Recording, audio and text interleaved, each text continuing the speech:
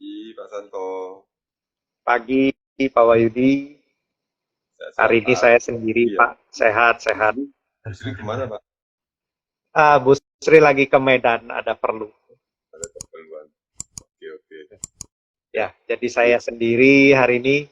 Topik kita pagi ini adalah eh, mengubah dunia. woi. Ya, ini ambisius sekali. Iya. Luar biasa topiknya.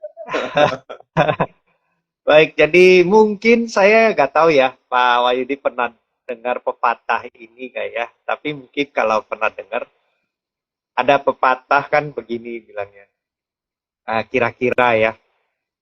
Ah, ini kebetulan tahun baru ya. Selamat tahun baru, Pak. Oh iya, selamat Ya, tahun baru selamat buat tahun Santo dan baru teman-teman teman-teman semua semua. yang hadir. Jadi pepatahnya kira-kira begini. Tahun lalu saya pintar. Tahun lalu saya pintar, maka saya mencoba mengubah dunia. Tahun ini saya lebih bijaksana. Saya uh, akan mencoba mengubah diri saya sendiri. Jadi itu yang memang sering banyak dari kita dan teman-teman kita yang hadapi ya, yaitu kita mencoba mengubah dunia.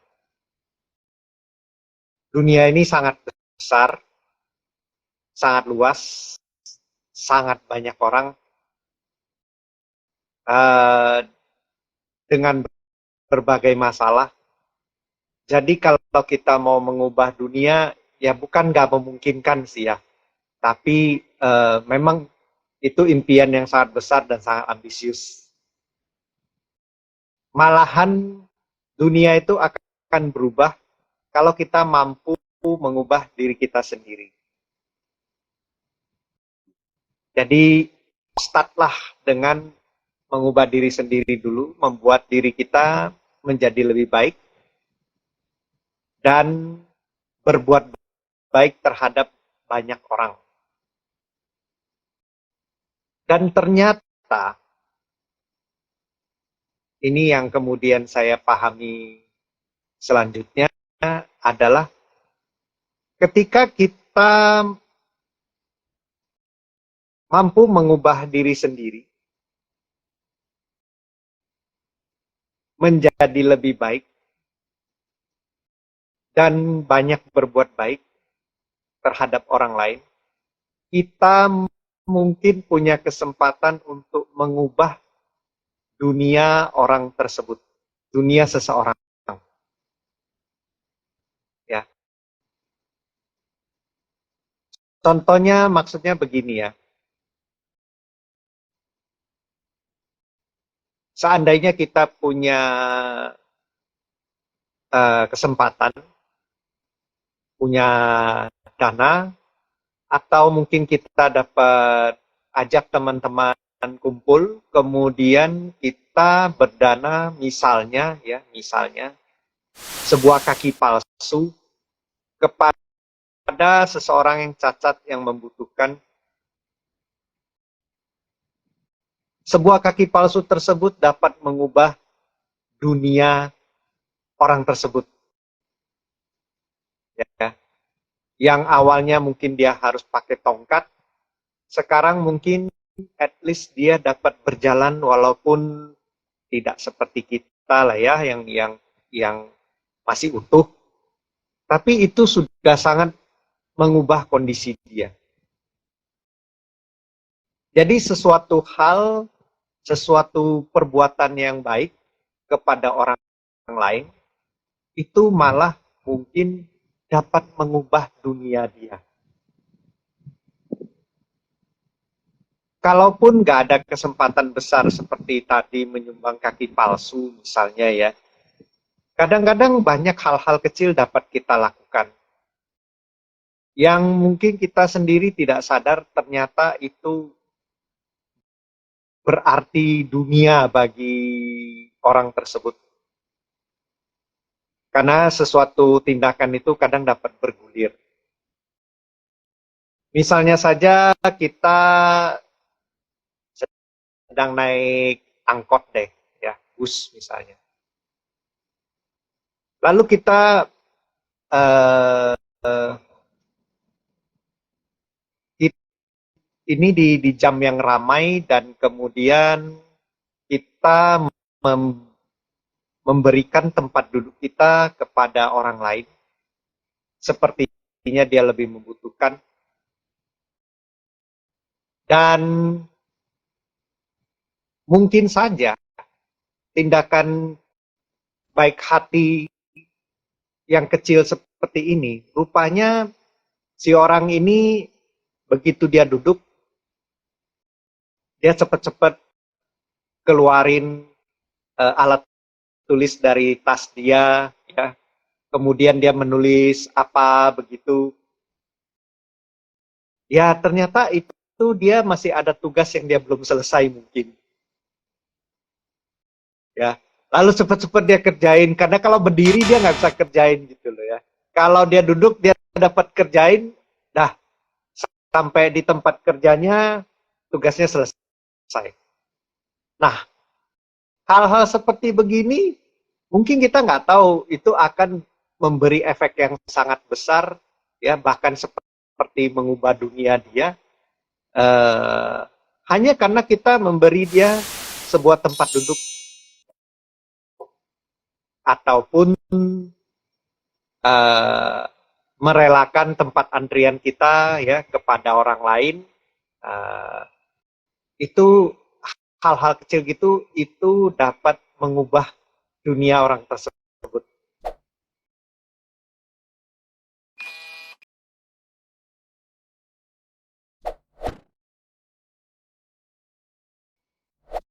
Jadi mengubah dunia ternyata bukan hanya pertama ya dimulai dari diri kita sendiri dulu. Kedua, kita cerita mengubah dunia ini sebenarnya bukan mengubah si dunianya ini secara keseluruhan, tapi memberi perubahan dunia orang satu persatu menjadi lebih baik. Siapapun yang ada di sekitar kita yang membutuhkan bantuan, kita dapat bantu, dan itu dapat mengubah dunia orang tersebut. Dan satu demi satu, walaupun kita dengan sebatas yang hanya dapat kita lakukan satu demi satu begitu, ya lama-lama akan menjadi banyak dan akan menyebar. Dan ternyata jadi mengubah dunia juga. Ya, mungkin itu sih harapannya ya. Tapi ini sebuah tahun baru, boleh saja punya harapan yang baru, harapan yang besar. Ya, mungkin itu sharing dari saya, Pak. Silakan, mohon ditambahkan dari Pak Wahyudi. Ya, makasih Pak Santo untuk topiknya yang luar biasa dan sebuah wake up call bagi kita untuk kembali ke diri sendiri ya. Tapi sebelumnya ini ada komentar dari Deci Teresia ya, Terechan ya. Yang oh iya, Teresia. Terechan. Air mata keluar terus saat meditasi dan menguap. Ada mau dikomentari? Oke, Pak Santo? Mungkin saya jawab sebentar ya. Kemungkinan kalau sepertinya masih ngantuk, ya biasanya begitu. Jadi kita menguap, air mata keluar itu biasanya karena kita air mata kemungkinan karena menguap, dan menguap ya kemungkinan karena masih ngantuk. Saran pertama ya pasti jangan tidur terlalu malam. Saran kedua ya cuci muka dulu ya, jangan langsung duduk meditasi. Kita bangun, cuci muka dulu, gosok gigi, cuci muka dulu, baru kita sitting. Ya, itu akan lebih segar. Silakan, Pak. Oke, ya. Thank you, Pak. Tadi saya malah baca itu kirain memang karena lagi sitting meditasi terus kemudian terharu mengeluarkan air mata dan air matanya menguap gitu. Oh, ya kalau ada yang terharu syukur.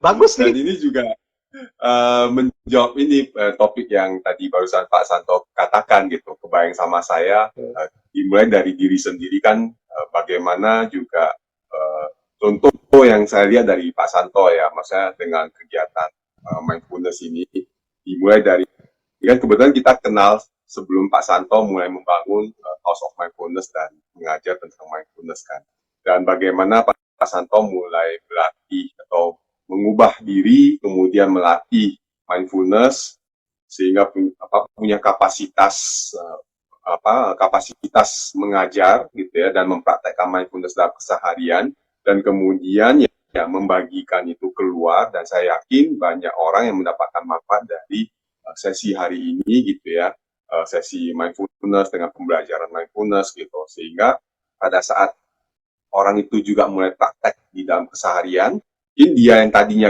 gampang marah-marah di rumah, akhirnya menjadi lebih sabar, lebih tenang, sehingga itu juga membuat orang di rumahnya itu juga jadi lebih enjoy, lebih happy, sehingga orang yang di rumahnya itu jadi lebih enjoy dan lebih happy, akhirnya dia pas saat keluar ketemu orang udah nggak banyak ngeluh, juga udah lebih banyak senyumnya, dan akibatnya juga membuat orang yang di sana itu ketemu dia juga jadi lebih enjoy dan lebih happy, dan kemudian terjadi perguriran itu sendiri yang kata Pak Santo tadi gitu ya. Jadi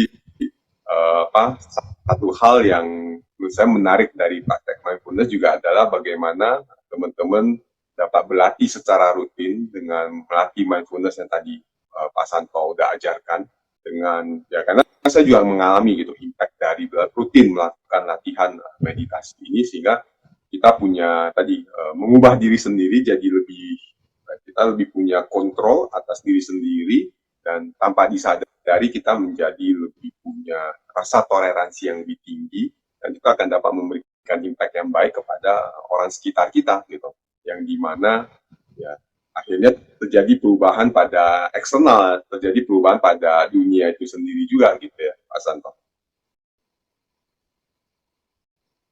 Ya. Setuju, Pak. Itu aja dari saya Pak. Oke, terima kasih Pak. Terima kasih atas sharingnya. By the way, contoh yang Bapak kasih tadi itu sangat benar, dan itulah yang terjadi sama saya persis, Pak. Ketika saya belajar meditasi, mindfulness, ya,